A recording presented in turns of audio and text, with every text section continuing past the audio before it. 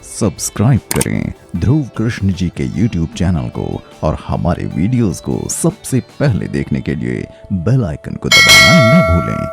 देखो ध्यान से सुनना, बड़ी प्यारी कथा है।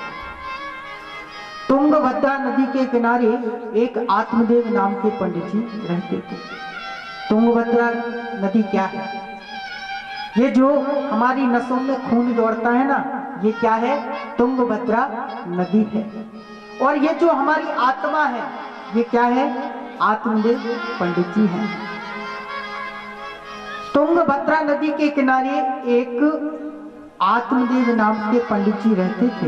इनकी एक पत्नी थी जिसका नाम क्या है? धुंधली। ये जो हमारी बुद्धि है, ये क्या है? धुंधली है। हाँ, बोले पंडित जी के यहाँ सब सुख है, खूब यश वैभव है, घर जमीन है, लेकिन दुख है तो सिर्फ एक। बोले क्या? बोले पंडित जी के यहाँ कोई संतान नहीं है। एक गाय है, वह भी बांझ है। घर में एक तुलसी का बिरवा है। 3-4 दिन में एक हरा भरा पौधा लेकर के आते हैं और उस तुलसी का बिरवे में पौधे को लगाते हैं, और जैसे ही 3-4-5 दिन व्यतीत होते हैं और वह भी महाराज सूख जाता है। द्वितीय भास्कर के समान विद्वान थे आत्मदेव पंडित जी। नित्य कर्म कांड करके अपना जीवन निर्वाह कर रहे थे। एक दिन क्या हुआ, पास के गांव से कर्म कांड पूरा करके अपने घर की ओर लौट रहे थे। सुबह का समय था। 2-4 व्यक्तियों ने आत्मदेव पंडित जी का मुखारबिंद जैसे ही देखा, कहने लगे, राम राम, सुबह सुबह किसका मुख देख लिया? बोले क्यों? बोले महाराज इनके यहाँ कोई संतान नहीं है। जैसे ही कोसने लगे, आत्मदेव पंडित जी के कानों में जैसे ही सुनाई दिया, आत्मगिलानी हुई और घर में लौट करके आए और महाराज रुदन करने लगे, रोने लगे। मन में सोचा कि महाराज इतनी बदनामी से तो अच्छा है कहीं जाकर के मर जाए। आज आत्मदेव पंडित जी जा रहे हैं वन में मरने के। जैसे ही पंडित जी वन में आए और क्या देखा, एक बट वृक्ष है और बट वृक्ष के नीचे बैठ गए और बैठ करके जोर जोर से रुदन करने लगे, जोर जोर से रोने लगे और परमात्मा को कोसने लगे। धीरे धीरे समय व्यतीत हुआ। एक संत महात्मा वहां से गुजर रहे थे। संत महात्मा ने मन में सोचा, अरे घर से दूर जंगल में महाराज कोई ब्राह्मण दिखाई पड़ते हैं, निश्चित भगवान के लिए रो रहे होंगे, या मन में भगवान के दर्शन की इच्छा होगी या सत्संग की इच्छा होगी। आज संत ने मन में सोचा कि जाकर के पूछना चाहिए ब्राह्मण देवता को क्या तकलीफ है, पूछना चाहिए, कुछ मार्गदर्शन करना चाहिए। जैसे ही महाराज पास आए और महाराज ब्राह्मण देवता से पूछने लगे, क्यों ब्राह्मण देवता आप क्यों रुदन करते? ब्राह्मण देवता और जोर से रोने लगे। महाराज जैसे ही जोर जोर से रोने लगे, संत महात्मा के पैर पकड़ लिए, कहा भगवान जीवन में सब सुख है, बस कष्ट है तो एक। बोले क्या? बोले पता नहीं महाराज, अनेक जन्मों के पाप एकत्रित हो गए महाराज, कोई संतान नहीं है। जैसे ही पितरों को जल देने के लिए खड़ा होता हूँ तो मेरे पितर मेरे सामने आकर के रोने लगते हैं और कहने लगते हैं कि तुम्हारे बाद हमारा कोई तर्पण करने वाला भी दुनिया में नहीं है। पितर भी जल स्वीकार नहीं करते। इतना कष्ट जीवन में। आपके आशीर्वाद से एक गाय है, वह भी बांझ है। संत महात्मा ने जैसे ही आंख बंद की, आंख बंद करके ध्यान लगाया, राम राम राम, ब्राह्मण के तो 7 जन्म पहले कोई संतान का सुख नहीं है और 7 जन्म आगे भी कोई संतान का सुख नहीं है।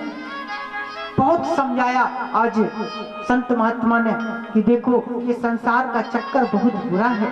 हाँ, अरे सच्ची प्रीति करना है तो गोविंद से प्रीति करो, साधु संतों की संगति करो, भगवान का ध्यान करो। बहुत समझाया। अंत में जब ब्राह्मण देवता नहीं माने और पैर पकड़ लिया और कहा, देखो संत महात्मा, अगर आज यदि संतान का वरदान नहीं दिया तो अपना पैर सिर इधर ही पटक के पंचभौतिक शरीर त्याग दूंगा।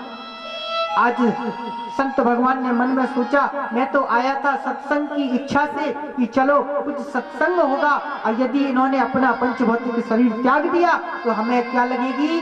ब्राह्मण हत्या का दोष लगेगा। तुरंत महाराज पोटली से एक फल निकाला, फल निकाल करके आत्मदेव पंडित जी को दिया और ले कहा, महाराज ले जाकर के अपनी पत्नी को खिलाना। महाराज कालांतर में आगे चल के आपके एक पुत्र रत्न की अवश्य प्राप्ति होगी। आज जैसे लौट करके आए और अपनी पत्नी को वह फल ले जाकर के दिया। इसकी जो पत्नी है बड़ी कर्कश स्वभाव की है। हाँ, जब तक दिन में 2-4 बार अपने अड़ोसी पड़ोसियों से झगड़ा नहीं कर ले तब तक महाराज पेट का भोजन ही ना बचे। इतनी झगड़ालू एक नंबर की। आत्मदेव पंडित जी जैसे ही आए सारा वृत्तांत बताया। कहा, देवी जी जंगल में एक संत महात्मा मिले और महाराज मैंने अपना दुख उनको बताया, उन्होंने ये फल दिया है और कहा अपनी पत्नी को खिलाना, कालांतर में आगे चल के एक पुत्र रत्न की प्राप्ति अवश्य हो। फल ले जाकर के अपनी पत्नी धुंधली की गोद में डाल दिया। पंडित जी तो वहां से चले गए। इसकी एक सहेली है, सहेली घर में आई और आकर के पूछा, क्यों बहन क्या बात है, बड़ी कमजोर हो गई हो, बड़ी दुबली नजर आ रही। कहा, क्या बताएं, आपके पंडित जी जंगल में गए और जंगल में गए एक संत महात्मा मिले, संत महात्मा से सारा वृत्तांत बताया। संत महात्मा ने एक फल दिया और कहा कि लो इस फल को खाओ, तुम्हारे यहाँ एक पुत्र होगा। बोली, बहन तू बता, कभी फल खाए से क्या बच्चा हो गए? बोले, नहीं, ये साधु संत तो ऐसी पागल बनाते डोले। अरे लेकिन कोई बात नहीं, तुम फल को तो खाओ। बोले, लेकिन एक बात बताओ। बोले, क्या? बोले, मैंने सुना है जो गर्भवती स्त्रियां होती हैं वह गर्भ अवस्था में ज्यादा कामकाज नहीं कर सकती। बोली, हाँ बात तो सही है। बोले, जब 6वां और 7वां महीना लगता है तब ज्यादा कामकाज नहीं कर सकती।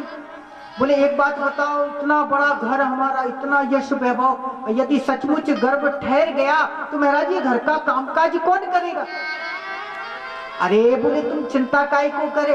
अरे जब भाभी का कछु होने हो ना तो ननद को बुलावे ना बढ़ावा देने की ताई, तो तुम एक काम करो, 4-5 महीने पहले बुला लेना और घर का खूब कामकाज करवाना और जब हो जाए तो कुछ बढ़ावा दे के विदा कर देना।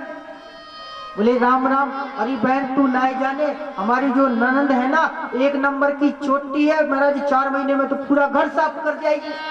सब्सक्राइब करें ध्रुव कृष्ण जी के YouTube चैनल को और हमारे वीडियोस को सबसे पहले देखने के लिए बेल आइकन को दबाना न भूलें।